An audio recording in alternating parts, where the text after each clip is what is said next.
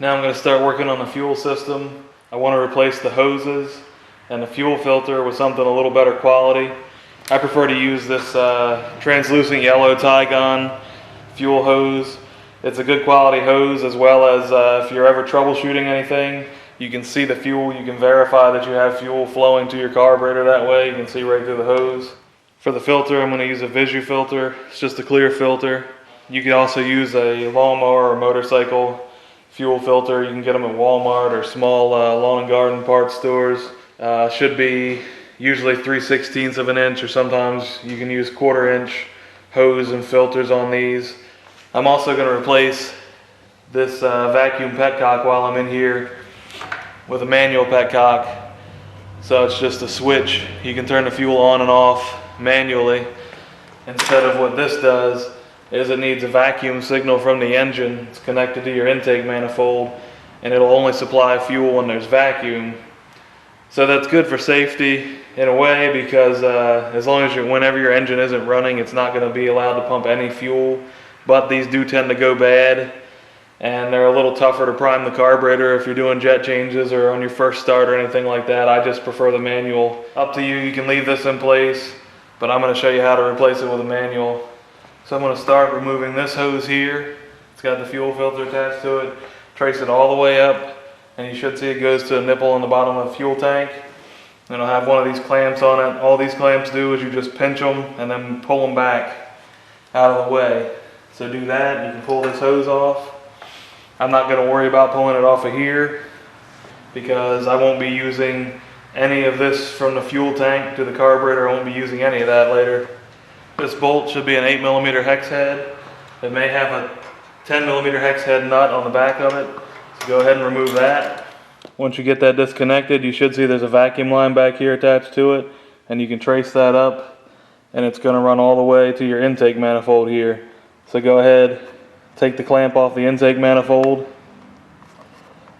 pull the hose off. Then you'll need a vacuum cap that fits over this nipple on the intake manifold. Should be their 1/8 or 3/16 inch.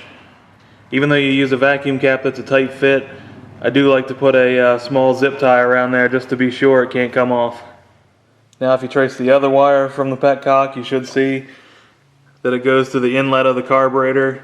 You've got another one of those clamps, those pinch type clamps, to pull off, and then you can remove the hose from the carburetor. And there's your original fuel supply all removed. Now I'm going to slide a small hose clamp over top of a piece of 3/16 Tygon tubing. I'm going to take that, slide the tube up over the nipple that's coming out of your gas tank. Get it all the way up there as far as you can.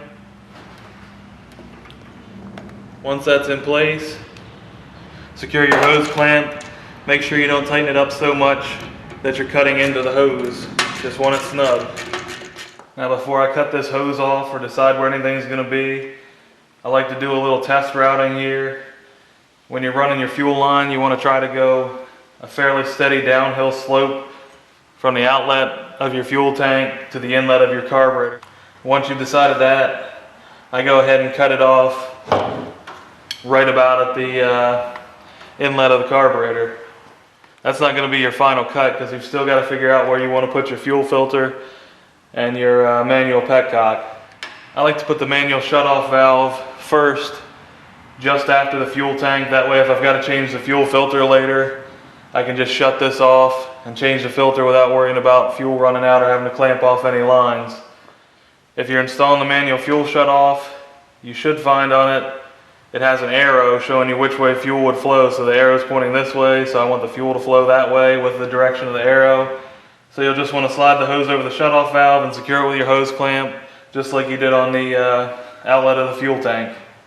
So I've attached the shutoff valve here, and also went ahead and attached the rest of the length of hose to the other side of it, again with a hose clamp. When you're installing hose clamps, you want to be careful, note your position of them, and try to put them in a position that's going to be the easiest for you to get to later, and have them all oriented the same way. So now the next thing I want to do is figure out where I want my fuel filter. Your fuel filter is going to be just like the shutoff valve. You should have something on there, an arrow marking which way the flow goes, so make sure you put that in properly. So repeat that process, attach it just like you did for your shutoff valve. So now I've attached fuel hose to both sides of the fuel filter with hose clamps on each side, and I've got the hose coming off to connect to the carburetor. I'll need a hose clamp on that as well, but I'm not going to worry about that just yet because I will be removing the carburetor. For now, what I'm going to do is put my my fuel line and components in place and secure them with zip ties to the frame.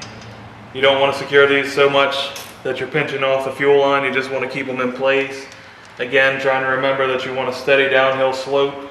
So now you want to replace your vacuum hoses one at a time. You should have one coming from your intake manifold here, going up to your emissions canister, and you'll have one going from your valve cover up into your air box here. The one from the emissions canister to the intake manifold, that should be about a 3mm or 1/8 inch vacuum hose. The one from your valve cover to your air box should be about 3/16 or possibly 1/4 inch hose.